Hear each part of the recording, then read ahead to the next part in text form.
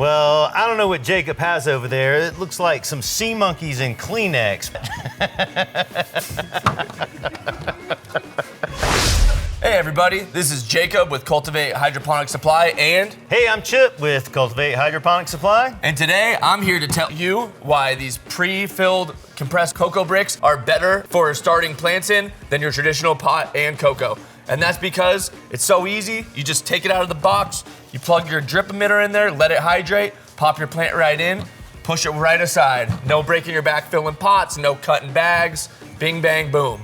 Bing, bang, boom. Well, I don't know what Jacob has over there. It looks like some sea monkeys and Kleenex, but what we like to use is a traditional pot.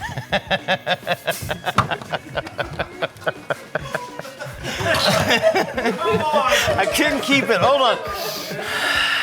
Well, I don't know what Jacob's talking about. This looks like some sea monkeys and Kleenex. What we like to use is a hard pot that has some durability to it. You buy this once, you clean it, you use it over and over again. I like the sound of that. The square and uniform size means I can calculate how many pots a 4x4 pot will go in a 4x4 tray.